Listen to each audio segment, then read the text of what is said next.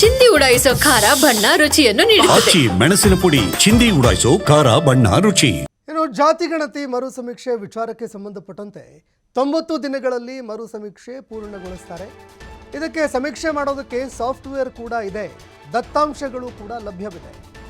ಶಿಕ್ಷಕರ ಕೊರತೆ ಏನಾದರೂ ಇದ್ರೆ ಹೊಸ ಮಾರ್ಗಗಳನ್ನು ಕಂಡುಕೊಳ್ತಾರೆ ಅಂತ ಸಚಿವ ಡಾಕ್ಟರ್ ಎಚ್.ಸಿ. ಮಹದೇವಪ್ಪ ಅವರು ಹೇಳಿಕೆ ಕೊಟ್ಟಿದ್ದಾರೆ.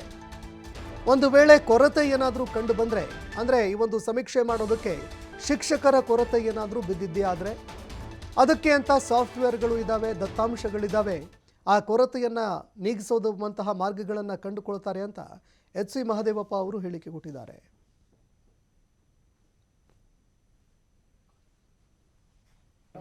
ಜಾತಿ ಗಣತಿ 10 ವರ್ಷಕ್ಕೆ ಒಂದ್ಸರಿ ಮಾಡಬೇಕಾದ್ದು ಮ್ಯಾಂಡೇಟರಿ. 10 ವರ್ಷಕ್ಕೆ ಒಂದ್ಸರಿ ಮಾಡಿ ರಿಸರ್ವೇಷನ್ನ ಡಿಲಿಮಿಟೇಷನ್ನ ಮಾಡಬೇಕು. That is the constitution spirit. So ಈಗ ಆಲ್ರೆಡಿ ಒಂದು 2011ರಲ್ಲಿ ಸೆನ್ಸಸ್ ಆಗಿರೋದು.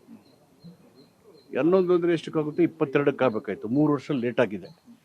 ಸೊ ಇದರಿಂದ ದೇಶದ ಜನಗಣತಿಯ ಮಾಡದೇ ಇರೋದ್ರಿಂದ ದೇಶದ ಜನಸಂಖ್ಯೆ ಎಷ್ಟಾಗಿದೆ, ನಮ್ಮ ಆಡಳಿತಾತ್ಮಕ ನಿರ್ಧಾರಗಳು, ನಮ್ಮ ಯೋಜನೆಗಳು ಹೇಗೆ ನಮ್ಮ vital indicators like death rate, birth rate, infant mortality rates, these are the vital indicators which speaks about the better or good governance.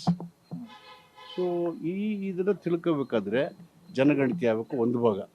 ಇನ್ನೊಂದು, there must be a socio economical educational changes in the country by giving programme through budget plan.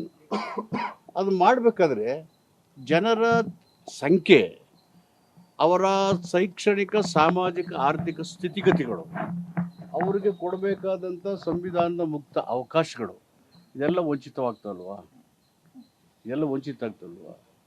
So ಯಾವ ಸರ್ಕಾರಕ್ಕೆ ಸಂವಿಧಾನದ ಆಶಯಗಳ ಬಗ್ಗೆ ಬದ್ಧತೆ ಇಲ್ಲವೋ,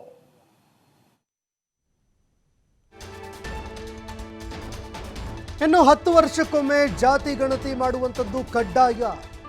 2021ಕ್ಕೆ ಇದಾಗಬೇಕಾಗಿತ್ತು, ಆದರೆ ಆಗಲಿಲ್ಲ. 3 ವರ್ಷ ವಿಳಂಬವಾಗಿದೆ. ಬಿಜೆಪಿ ಮಾಡಬೇಕಾಗಿರೋದನ್ನು ಮಾಡೋದಿಲ್ಲ. ಇನ್ನು ಇದರ ಜೊತೆಗೆ ಫೆಡರಲ್ ಸಿಸ್ಟಮ್ ಬಗ್ಗೆ ಅವರು ತಲೆ ಕೆಡಿಸ್ಕೊಳ್ಳೋದಕ್ಕೆ ಹೋಗಲ್ಲ. ಸಂವಿಧಾನಬದ್ಧವಾಗಿ ಜನಸಂಖ್ಯೆಗೆ ಸೌಲಭ್ಯ ಕೊಡಬೇಕು. ಕೇಂದ್ರದ ವಿರುದ್ಧ ಎಚ್.ಸಿ. ಮಹದೇವಪ್ಪ ಅವರು ವಾಗ್ದಾಳಿ ನಡೆಸಿದ್ದಾರೆ. ಗಟ್ಟಿಯಾದ ನಿಲುವು ಅವೆಲ್ಲ ಸಬೂಬುಗಳನ್ನೇ ಹೇಳೋದು, ಸಬೂಬುಗಳನ್ನೇ ಹೇಳ್ತಾ ಹೋಗ್ತಾ ಇರ್ತವೆ. ಹೀಗಾಗಿ ಅವರು 2020 ಅವರೇ ಇದ್ದಾರೆ. 11 ವರ್ಷದಿಂದ BJP ಸರ್ಕಾರನೇ ಅಧಿಕಾರದಲ್ಲಿದೆ. They would have taken the census on a priority basis. It is for the development. It is for the improvement of the economical condition of the individual through per capita income, poverty elimination, unemployment problems, resolving the unemployment problem. So ಈ ಥರದ ಉದ್ದೇಶ ಇಟ್ಕೊಂಡು census ಆಗುತ್ತೆ.